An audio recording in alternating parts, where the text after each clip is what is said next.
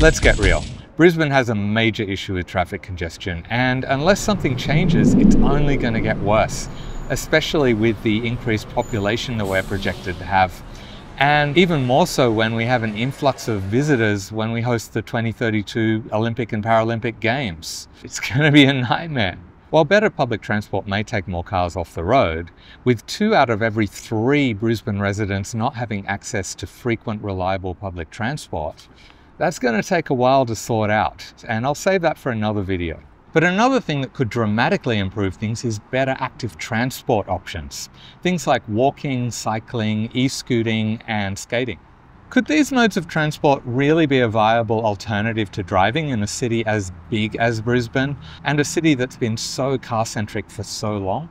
To find out, I decided to speak with a range of active transport advocates, along with a representative from Queensland's peak motoring and mobility body, RACQ, and Brisbane City Council's Civic Chair for Transport.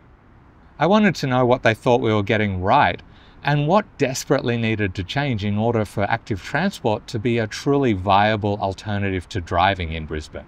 Asking if Brisbane is an active transport friendly city, I quickly discovered that it's not a simple question. Look, it's a good question, and I think it really comes down to where you live. So if you're fortunate enough to live in an area that has like good pathways, then I'd say absolutely. It's a friendly city in terms of cycling and e-scootering, walking. On the other hand, if you don't have connected pathways and you aren't fortunate enough to be in that situation, then it's a real barrier to people participating more in that mode. So it's kind of a yes and no answer, unfortunately. Brisbane has some great infrastructure and has a bicycle network that is incomplete.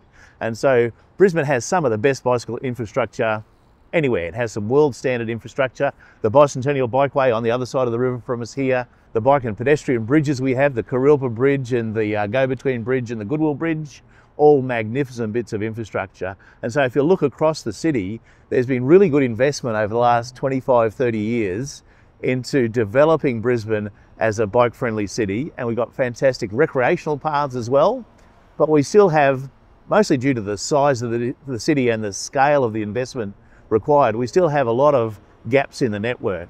We've got the bones of a really good network, but it's incomplete. It still needs more investment.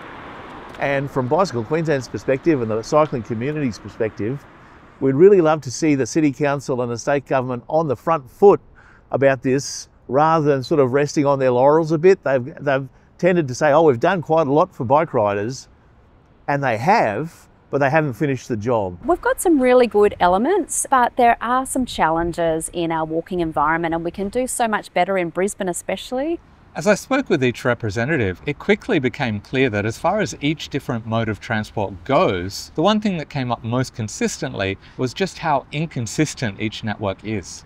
Part of that would come down to the sheer size of Brisbane. While each of Greater Brisbane's 5 local government areas vary in geographical area, the average population density is less than 171 people per square kilometre. Such a sprawling city that serves a relatively low but increasing population does present a challenge for local councils when it comes to providing infrastructure through their cities to move people across such a large area.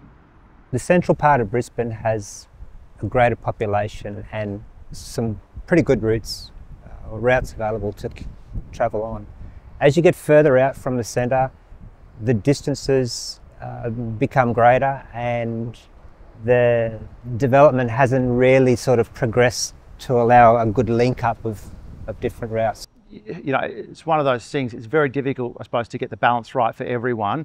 We have had a focus on building a lot of suburban bikeways for families out in the suburbs, and on the really inner city infrastructure like CityLink Cycleway, Victoria Bridge, this bridge. The challenge will be over the next 3 years to build out that middle ring in between the suburban infrastructure and the city infrastructure, because I think we're getting to a point now where some of our core city cycle links are good. The challenge is then to get people to that link. So that's not going to be easy. With some areas well served and others really severely lacking, I asked first of all, what are we getting right? Yeah, so in terms of the broader Brisbane region, what we tend to do well is recreational pathways. So you'll notice that there has been a lot of investment in those sort of pathway networks where people use more for exercise and recreation. So that, the type of pathways that are bordering along creeks and waterways, we seem to do those really well. And that's evident because a high proportion of people, walk and cycle for recreation purposes. And then if you flip that, the issue is in terms of commuting, there isn't a great uptake for people walking and cycling to get to their jobs or to education. Our infrastructure is pretty good. For probably 90% of what one needs to do. Well, what we're getting right is certainly the trunk infrastructure. So we've got the V1 Veloway, which runs pretty much parallel with the Southeast Freeway from the city to Underwood now. The Bicentennial Bikeway, which runs along Coronation Drive, and then the Western Freeway Bikeway, which, as the name suggests, runs along the Western Freeway and Centenary Bikeway out to Carroll Park. And the North Brisbane Bikeway, which is, say, for a 500-metre stretch, it provides a route basically from the city to Redcliffe. So those trunk bikeways are really excellent. They provide the main routes into the CBD and between suburbs. So they're a great opportunity for people to jump between suburbs from their local area. And that helps, I suppose, form the backbone of a cycling network. I guess now with Brisbane entering a time where a lot of people are using alternative forms of transport, such as scooters, such as bikes, such as everything from electric skateboards, etc. I think that rollerblading definitely has a place, and especially for short trips and getting from point A to point B. Say, for example, like location where we are here at Waterfront Park and getting around to the city, it's very, very doable. Anna Campbell from Queensland Walks took me to King Street in Bowen Hills as an example of pedestrian infrastructure done right. So in King Street, there are some, and this was an unusual location because it was a master planned new street.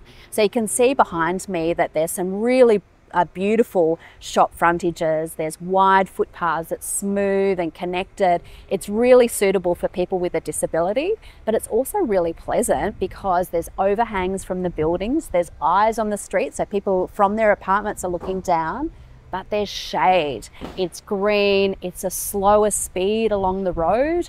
The obvious follow-up question was, what do we need to improve? What things are stopping more people from taking up active transport as a way to get around Brisbane? Before we hear how people answered that question, I'll first let you know that this video is sponsored by YB Painting Services, a great local business. When I need work done on my place, guaranteed this is who I'll be calling. Their professionalism and near obsessive attention to detail is impressive, and with fixed pricing and a 5-year warranty on all their work, you can be sure there'll be no unpleasant surprises. If you're thinking of having some painting done, you'll get a 10% discount as a viewer of the Brisbane channel. Just scan this QR code or click the link in the video description. Anyway, back to the video. In terms of cycling or active transport, what we really want to do, or what we really want to see, is greater investment in those commuter routes, so those more direct routes into employment dense areas and education and like tertiary dense areas.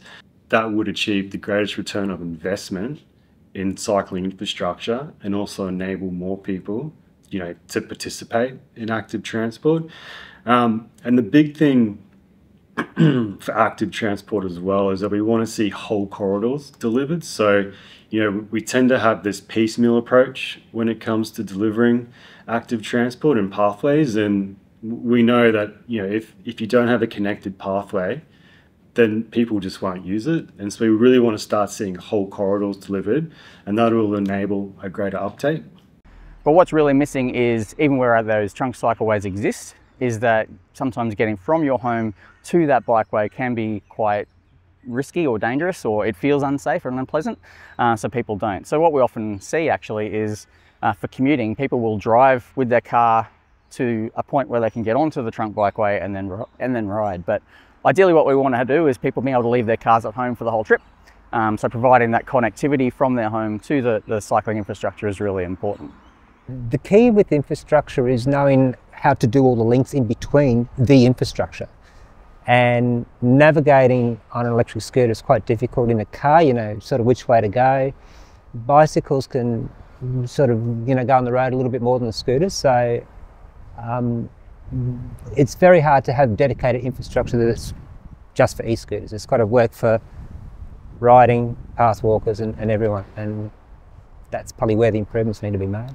One thing that came up consistently was speed limits. So where we're not getting it right are on the major roads and faster roads. So, 50 and 60 kilometre roads, we really need to do some work around there. So safe crossings, slowing the street down so it's safer for pedestrians and cyclists as well. And that benefits everyone by slowing the speed. In Brisbane, like the rest of Australia, local street speed limits are too high, 50 k's an hour for local streets where we're expecting people to be walking and cycling. It's simply too fast. And so one of the things to help make Brisbane and the other cities in Queensland a more bike-friendly place is to look at lower speed limits. We've already decided, for instance, around schools, at school zones in the morning, that a safe speed to have cars travelling around kids is 40. We think it should be 30, but we've already decided that for our kids. I think we need to decide that for the whole of society, to say that 50 k's is really too fast on local streets and 40 k's or perhaps even 30 would be safer, and would certainly see then an uptake in people being able to use active transport, walking and cycling, to get to their destination. So that's one simple thing that we could do to make us a more bike-friendly city. The United Nations, in their Decade of Action for Road Safety Global Plan, say that, based on evidence, in densely populated urban areas where there is a predictable mix of road users, cars, cyclists, motorcyclists and pedestrians, a maximum speed of 30 kilometers per hour should be established unless there's strong evidence supporting higher limits. That's certainly something we won't be seeing here anytime soon. The problem that we have in countries like Australia is that we're so used to being really car-centric in our city planning that calls for lower speed limits are often met with outrage, as we're more focused on how it affects people driving cars than all of the others who would benefit from the increased safety and convenience. Not only that, but if people felt safer using other forms of transport, they may be less likely to choose to drive a car for every single trip that they take. And that would help with levels of road congestion. It may seem crazy to many, but it may just be that focusing on other forms of transport may be the very thing that makes it better to drive. As not only would more people move from cars to other options, but fewer accidents would help maintain a good flow of traffic when combined with that lower volume of cars. But we're very stuck in a car-centric culture, especially here in Brisbane, where in the 1970s, a conscious decision was made to make the private car the primary mode of transport in the city. But that's something for another video. Make sure you're subscribing. In any case, the car as king culture may be our worst enemy. For us, active transport is paramount to getting the movability of SEQ, to where we want it to be, and also that mode share, right, is to bring down the high proportion of people who are driving every day. It's currently sitting around things like high 80% people regularly drive, and to see a profound difference, it doesn't have to be 50% less. We're talking like 10-15%. If we can get that sort of reduction in private vehicles, then you'll see this huge shift and huge change on the network. We see right across Brisbane where a lot of the pedestrian infrastructure is designing it for cars and car movement rather than people movement. So designing raised priority crossings or safe zebra crossings or signalised intersections where the wait times are really small for pedestrians. That's what we need to design for human movement rather than vehicle movement primarily. When we look at the overarching thing of what you're talking about congestion, school traffic is a massive part of that. Even though we see like congestion on our freeways and arterials, 20% of trips in the morning peak are trips that include going to school. And if people weren't driving their kids so much to school, if kids were walking and cycling or scooting to school, we would have both a more active population of school children and of their parents, and we'd have less congestion. And so sometimes we look at the big bits of infrastructure and say, oh, they're all congested, the system's broken. Well, I actually think our big bits of infrastructure are fine for the amount of traffic that we could have if we made some other decisions up front around how we travel around our local neighbourhoods. And so all of us, when we leave home in the morning, we've made a decision about, are we going to take public transport? Are we going to use our own legs to get where we're going by walking or cycling? Or are we going to sit in the car? And often I think it's an automatic thing that people say, well, the only way I can do it is by car. But if we think about it some more, perhaps there are alternatives. From Bicycle Queensland's perspective, we'd say to lots of folk that are 10 k's or less from the city could look at e-bikes, because e-bikes are a brilliant way of getting around local trips and even slightly longer trips. And if you think Brisbane's too hot or too hilly, then an e-bike solves all those problems. And so connecting up the various bits of infrastructure, looking at our speed environment and looking at how we get to schools would be three of the things that we would say are the things we could change in Brisbane to make transport better, not just for bike riders, but for the whole of our community. It's encouraging that Brisbane City Council is now looking more to public and active transport and moving away from the purely car-centred ways of the past. If you look at public transport mode share in Brisbane, it's generally, hovers between 12 to 18%. It's not very good. And active transport tends to be only 2 to 3%. So it's very, very low. We are prioritising public and active transport because those are the modes that can move people for the least cost. When we look at our investment profile in roads, historically it's been very high. We've invested in big road projects like Clem 7, Legacy Way, the Go-Between Bridge, Kingston Smith Drive. The problem with those road projects is that inevitably the capacity that we create through additional lanes is filled up, and we are again looking to different modes like active and public transport to try and fill that gap and improve Brisbane's situation. Well, it's all good in theory. The reality of realising these goals can be more complicated. And there's frustration amongst advocacy groups, the community and local councils as to just how hard it can be to progress projects smoothly and quickly. Part of that's been attributed to the funding process. So this is the Indooroopilly Riverwalk. This is one of the highlights of the active transport network, certainly we delivered in the last 10 years. Completed in 2021, and it cost around $54 million, which sounds like a lot of money, which it was. But as you can sort of see, it's built in the Brisbane River itself, and it was built to withstand a 1 in 100 year flood. And coincidentally, we had one 6 months after it was opened, and it withstood that well, so it stood that test. So this is a really high quality piece of infrastructure. It's got separated cycle lanes, separated pedestrian lanes. So it's really designed to fill a transport role, because about a kilometre that way is the Centenary Bikeway, which is the main trunk bikeway between sort of the Centenary suburbs and Brisbane City. And less than a kilometre that way, there's three major high schools. There's St Peter's College, there's Bridgetine College, and there's Indooroopilly State High. And a bit beyond that is the University of Queensland. So this forms what was proposed to be the Indooroopilly Bikeway, which linked, or was designed to link the Centenary Bikeway to the University of Queensland. So the university obviously attracts, it's our second biggest, I suppose, commute generator in Brisbane. So the more people that can ride and scoot to university, the better. But also for the high schoolers, kids being able to ride to school is really important, and even get to Indooroopilly train station. So this was really good. This was completed in 2021. Now the next stages were to connect the cycleway to the high schools, or more priority was to connect it to the Centenary Bikeway. So we're 3 years on and we're still in the design phase for that. And that's a little bit frustrating. What Brisbane City Council has done is obviously they spent a lot of money on this. They want to realise the investment. So they went to the state government looking for grants to provide the next stage of the project. Wow, he was going. And so there's a program called the Cycling Network Local Government Grants. So the Brisbane City Council has been applying for those, and they've had grants over the last 2 or 3 years to progress the design. But as yet, we haven't seen even a concept design made public yet.